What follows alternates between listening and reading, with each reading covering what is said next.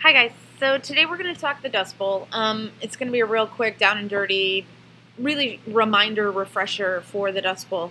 So the Dust Bowl was a probably the worst man-made ecological disaster in American history, and it affected a huge area in the mid-United States. So basically, from Canada to the Texas Panhandle, from the Rockies to the Mississippi, and basically what ended up happening, why it's considered a man-made disaster, is because there was major overproduction of the area to continuously plant wheat and corn. Now, why would farmers do this? Crop rotation is not a new concept, but they did this because of economic demand. So what's happening is we have World War I in the 19 teens, right? And we have the allies that we're making food for, and the people at home, and our own soldiers, and we're opening up all this trade, and all these foreign markets are opening up, and the farmer's like, yeah, we're getting to sell all of our stuff to everybody, and we're making tons of money. So they just keep plowing and plowing and plowing.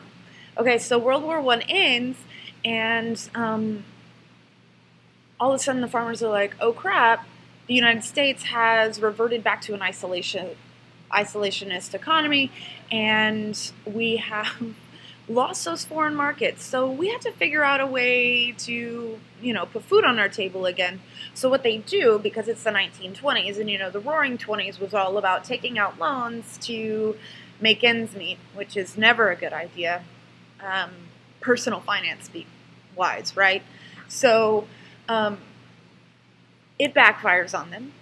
They go to the banks and they take out loans with the hopes that the next harvest will produce enough so that they can pay back their loan and put money on or put food on their table and have enough for the next year. Turns out, over and over and over again, they don't. Right about 1925, a major drought that's going to last a decade.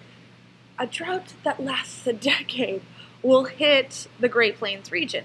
I mean, it's always been considered a fairly arid area. It's not known for its tropical climate, but I will say that after all of this plowing and no crop rotation and depleting the soil of various nutrients and the same nutrients over and over and over again, without allowing land to lay fallow, without using modern irrigation techniques, it basically, we also had to cut down a lot of trees, so there were no windbreaks to prevent major dust storms. And what's going to end up happening is that there are going to be major dust storms that travel up and down the mid-United States, and it's going to create a horrible life for many people who stay there.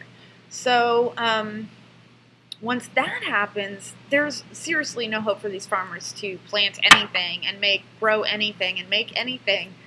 So there's sure as heck no way that they're going to pay back the bank. So what they end up doing, the bank goes to them and they're like, well, we're foreclosing.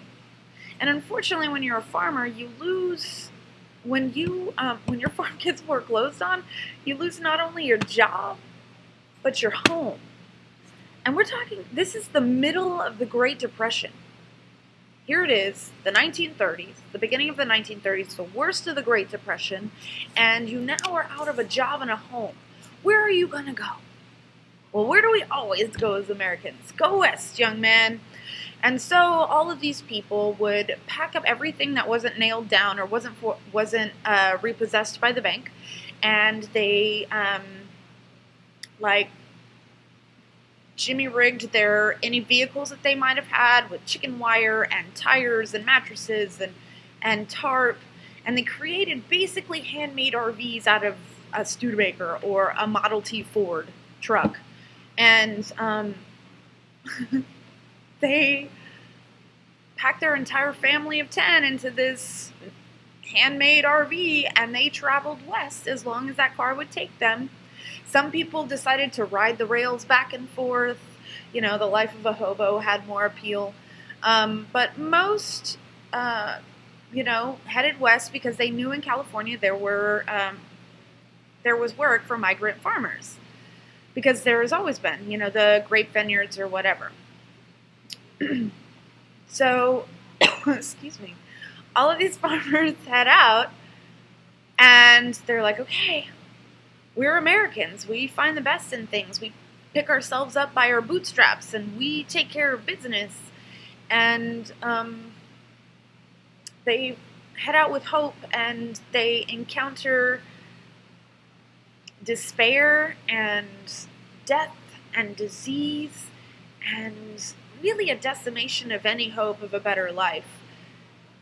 And it really does a number on the American psyche. So the Dust Bowl is more than just an ecological disaster. It is a stain against the American national identity, because it's much like, especially when you combine it with the Great Depression, it created this awful chasm of despair. And so what's great is that FDR was there, and we talked about the New Deal, and we talked about how it only had moderate economic effects on the Great Depression, but its greatest contribution to the United States was the fact that it provided hope again. And as part of that, FDR is going to hire, thousands of artists and try and help them make art more accessible to the American people, just regular Joes, just regular people, and really create a unifying national identity again, instead of, holy crap, we're just surviving, life sucks, I want to die. Which is very depressing, and oftentimes how many people felt at, especially those farmers leaving the Dust Bowl and finding nothing. So yeah, on that depressing note, I'll leave you today. See you next time.